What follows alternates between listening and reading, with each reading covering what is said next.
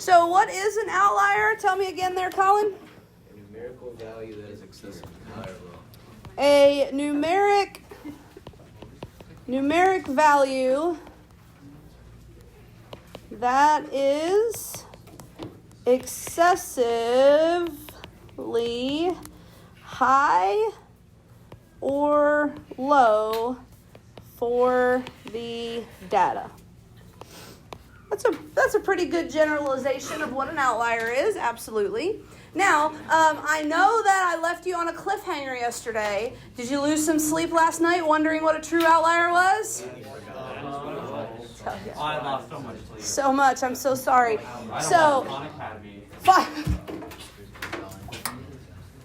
Hurt my heart there, Danny. All right, so how do I identify a true outlier? Here's how we do it. We are going to use the 1.5 IQR rule. We're going to use the 1.5 IQR rule. So what is the 1.5 IQR rule? You guys have heard of this before, yes? Nope. So, number one, find the IQR. Remind me, how do I find IQR again? Q3 minus Q1. What does Q stand for? Quartile. Quartile 3 minus quartile 1. Okay, cool. So first of all, I got to find the IQR. And then what we're going to do is we're going to multiply the IQR by 1.5.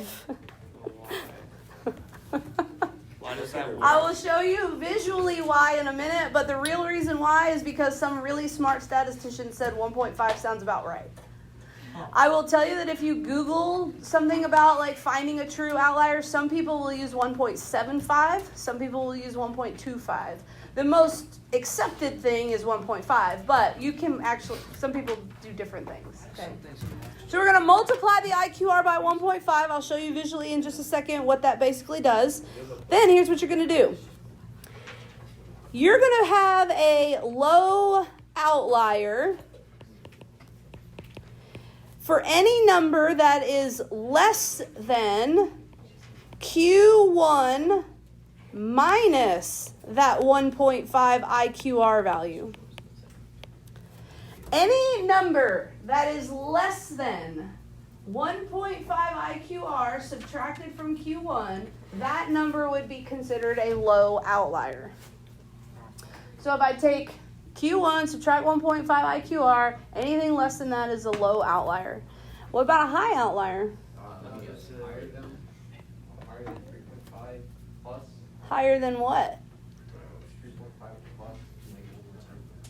Maybe just call it 3. Quartile 3, okay. So a high outlier is going to be anything that is greater than Q3 plus 1.5 IQR.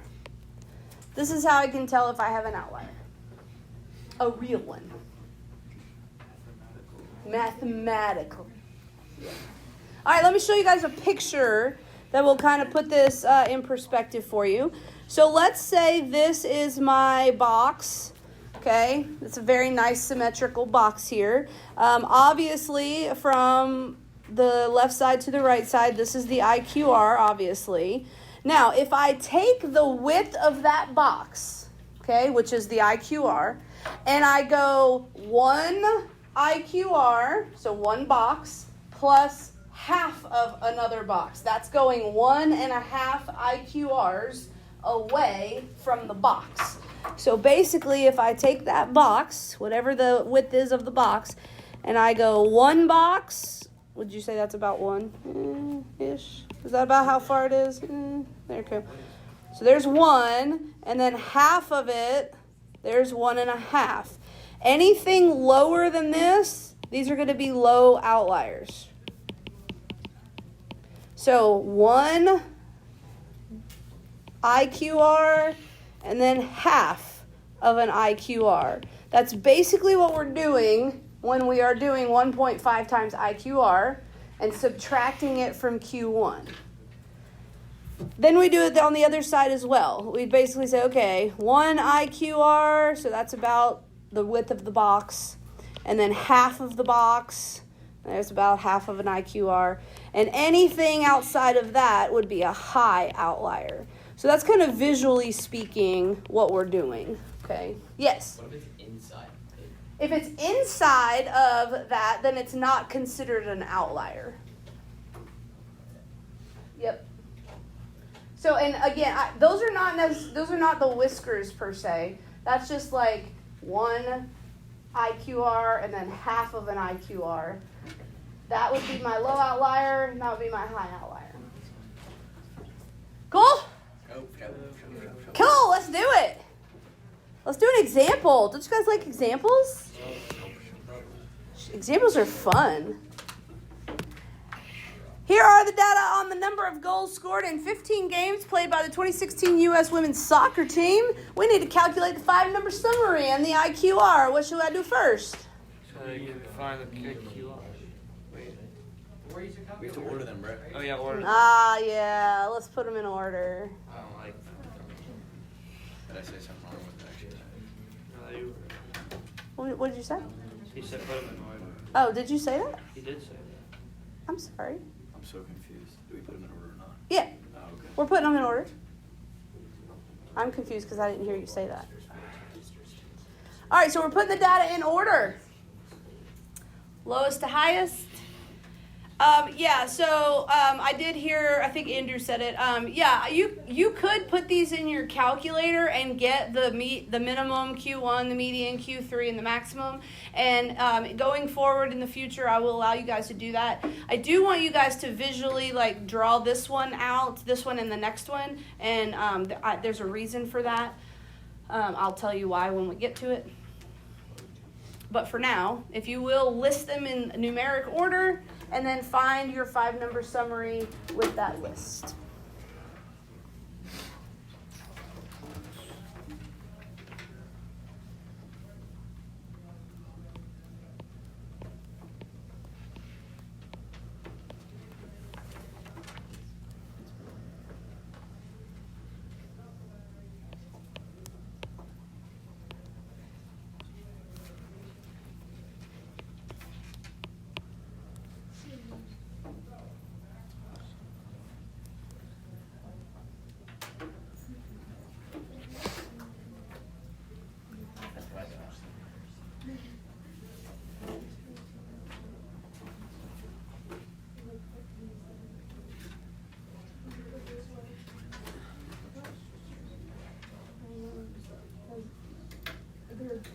All right, what did you guys find for the median? 2.5. So when you counted inward and you found the middle, you found that it was actually like the 2 and the 3, right? And so the median ends up being the average of those. So your median here is 2.5, okay? Now, here's where it's pretty clear on this one. The lower half is literally these numbers right here, so all the 1s and 2s. The upper half is the 3s, 4s, 5s, 10, and 13. So it's pretty easy to see what the median is here. And then to find the lower half and the upper half. So what is the IQ, or the Q1?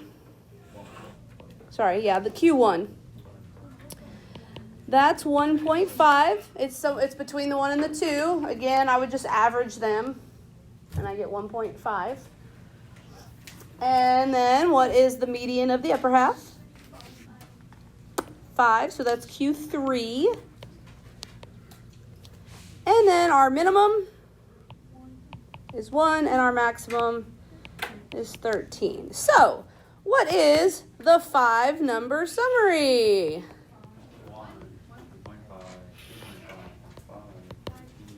1, 1.5, 2.5, 5, and 13. There's our 5-number summary.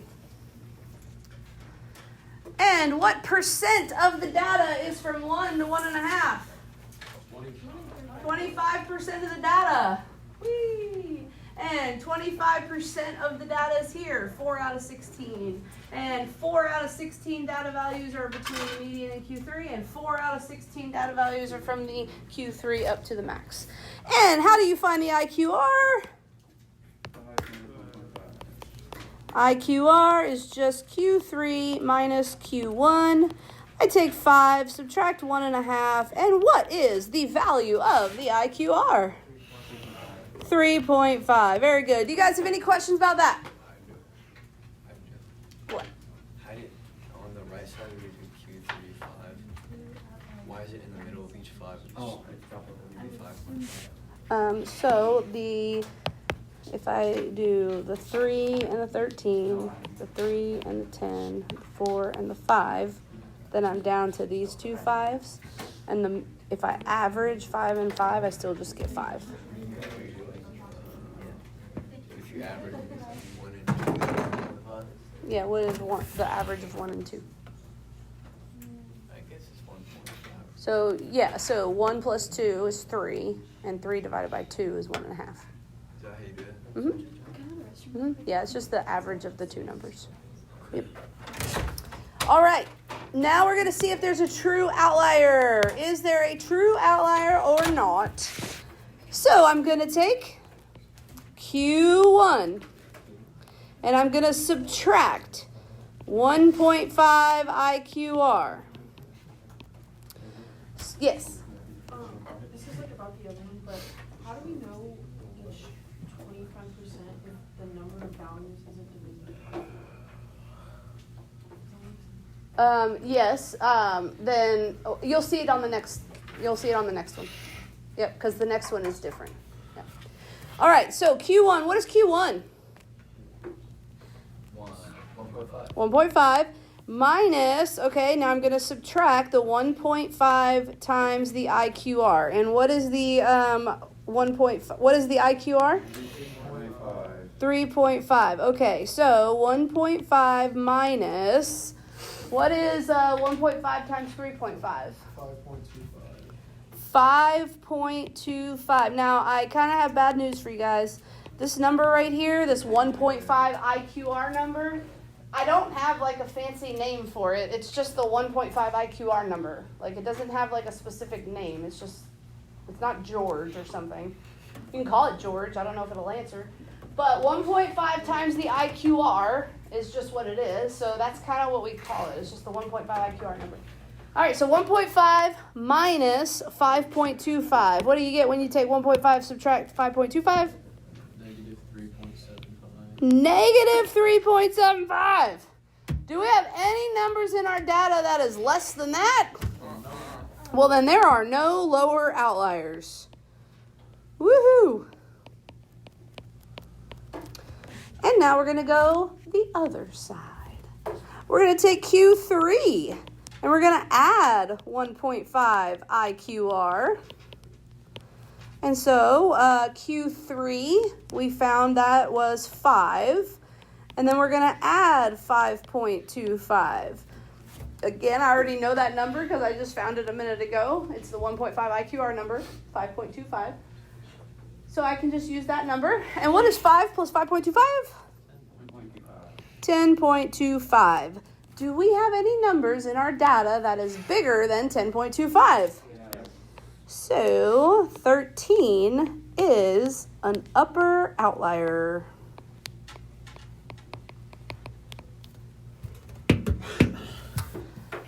Now, I will not use the negative 3.75 or the 10.25 again for the rest of the problem. Like, they are only there to identify an outlier. They don't become a part of the data. They don't get shown on a box plot. You're going to see how that's going to work here in just a second, okay? Alrighty. We are going to make a box plot of this data. So, yesterday we wrote down the steps for making a box plot. The first step was to find the IQR, to find the 5-number summary, which we already did. The second step was to identify true outliers. We have now done that. What was the third step? We got to make our x-axis first. So we're going to do that first. 1, 2. This is a pretty small range, so you could probably go ahead and put all the numbers. You don't always have to put all the numbers. This one's pretty small, though.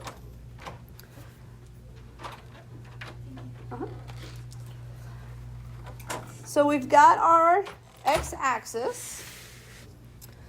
And now we're going to do the box first. So Q1, median, Q3. Q1 was 1.5. Median was 2.5. Q3 was 5. Notice that I'm not putting this on the x-axis. I'm putting it slightly above it. And there's the box.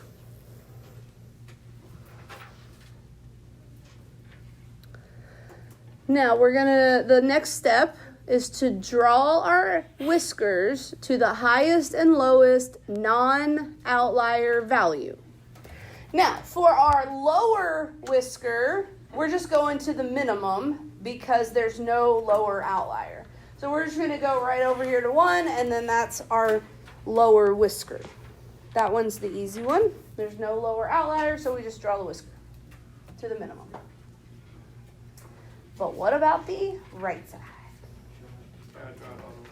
I'm going to draw that whisker all the way to what? 10. To 10. Why not 10? I'm not going to 10.25. 10.25 was just a number that helped me identify when outliers began, but it is not a part of my data necessarily. So I'm only going to the highest non-outlier value in the data. So I'm just going to the 10. How do you know it's just 10? You just round the 10.25 down. So if you look at the original data, the highest number that was not an outlier was 10. The outliers are going to be marked by a special symbol. And then my last step is to mark the outlier with a special symbol. So I can do a star, a plus sign, a dot. You can draw a little soccer ball if you want to. Alrighty. This is a pretty good box plot, but it's I forgot something. What did I forget? A key. Label. Label. I need to label my axis. What is this? What are these numbers all about? Goals. That's the number of goals, not necessarily hashtag goals, but I guess you could go for that too. It's fine. Hashtag goals. Do you guys know what the hashtag or number sign used to be called on the telephone? Oh wow! Look at y'all, pound. How'd you know that? I used to have a landmark. I'm so proud of y'all. All right, cool. How was that? Was that pretty easy? Okay. Well, guess what? We're gonna do it again. But this time we have our men's data, and they only played 15 games. So some things will be slightly different. Not a big difference, but there's going to be a slight difference when you're finding your 5-number summary. So go ahead and put these data in order.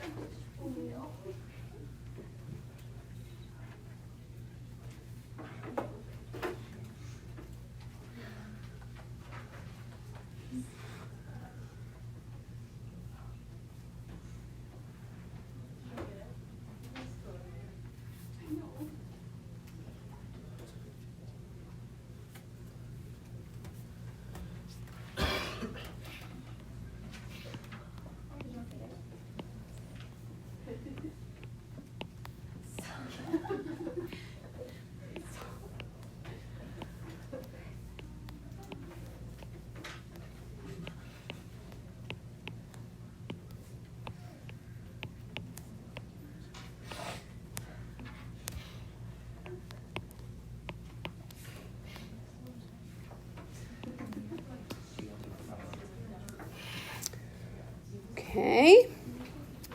When you find your median, do you have to find the average of numbers this time? No. So what is the median? It's 4. Which 4 did it end up being? The first 4. It's the first 4 here, okay? So usually the number one question I get when this happens is, where does the 4 go? Does it go to the bottom half, the top half, both, or neither? Neither. When I'm trying to now find Q1 and Q3, what do I do with this 4? I ignore it. It doesn't go to either side. So this is my lower half now, and I'm going to find the median of this lower half from 1 to 3. And then the other 2 4s and the 5, 6, 7, and 11, that's your upper half, and I'll find the median of those numbers. So when you have an odd number of numbers, the median, you just ignore it when you're finding your Q1 and Q3. Okay? Does that make sense? All right, the rest of this, I have full faith in you that you can do the 5-number summary, the IQR, and identify any outliers. So I'm going to let you guys do that, and then we'll see what you come up with. I swear, knowing the median. All right, by this point, I'm hoping you guys have found Q1. What is Q1? 2. Which 2? Yeah, first one. Yes. Which one? Yes. Q1 is 2. The minimum is 1. Okay, what did you guys get for Q3? 5. No.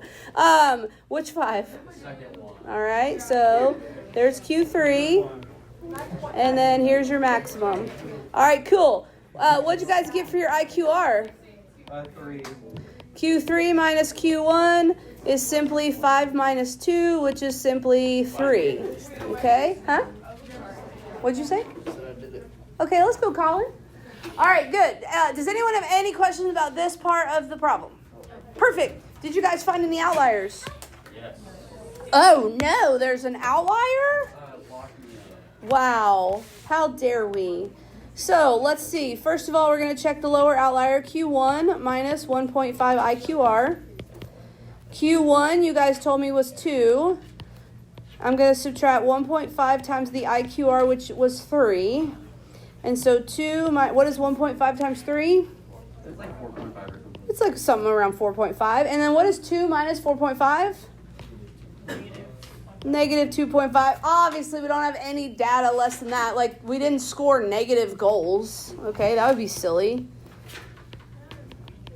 Even when you make an own goal, like, you get a point. Or they get a point, I guess.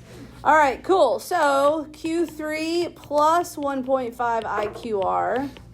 So, what is Q3 again? It was 5, right? Okay, thank you. And then plus 4.5. Okay, because that's the 1.5 IQR number. So that's 9.5. Anything bigger than that? Oh, what was bigger than that? 11 is an upper outlier. See, Colin, wasn't that fun? That's what I'm saying. It's not bad at all. Okay. Any questions about this, you guys? Perfect. Now we're going to draw parallel box plots. Woo! So we need the scale. Before we do anything else, we need the scale. Did not do that.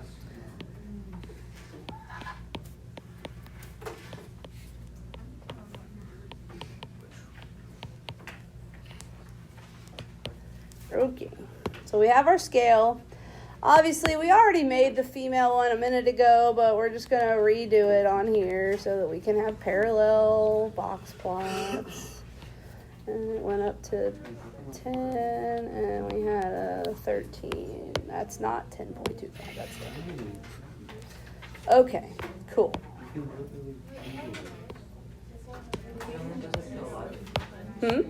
goes up to 11. It's not fair. So this one was the female one. So this one was the female one because I'm drawing parallel box plots. So this one was the female one that we just drew a minute ago.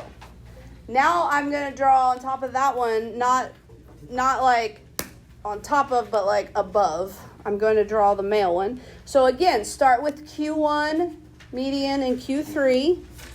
So we have our 2, What was the median again? 4, thank you. Q3. So here's our box for our males. Lowest non-outlier value. It's the same as the minimum for our purposes. So we're just going to go down to 1. For our males, what was the highest non-outlier value for the males? 7. Just 7. I'm not going to 9.5. The 9.5 was just to tell me what the cutoff was for outliers. So I'm going to go up to 7, and that's going to be my whisker. But then they also had an outlier where? 11. At 11. So I have a pretty nice looking parallel box plot graph here, but it's missing some important information. Yeah, labels. Again, I'm missing my label on my x-axis. And the reason why you guys were confused, I didn't label which one is which. So this is my female graph, this one is my male graph.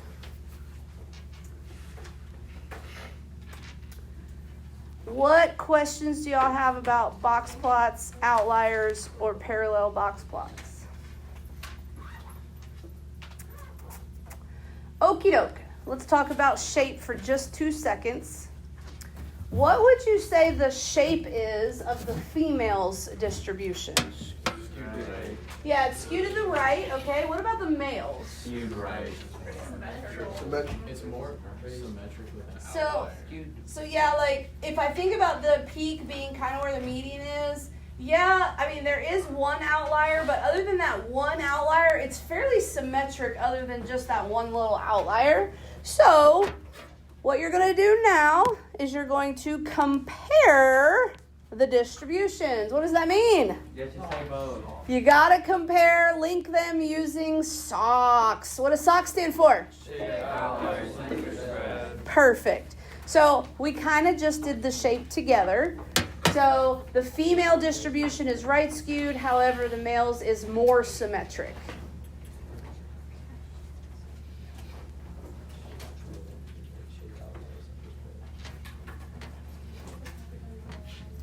The female distribution is right skewed, the male distribution is more symmetric.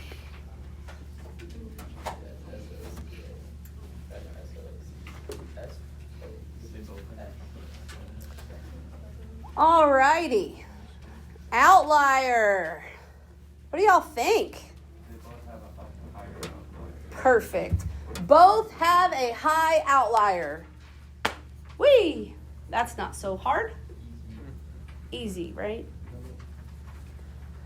Now, the cool thing about box plots is the center is literally a line right there for you, right? The center is the median, especially on a box plot. Just use what you're given.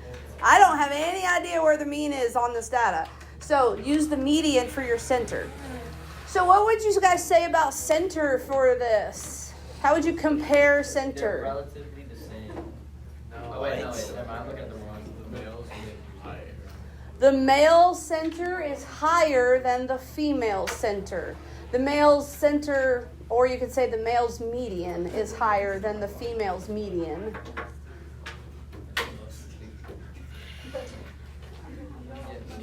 The male's median is higher than the female's median. Good. The females have a larger spread than the males. And that's how you would compare them.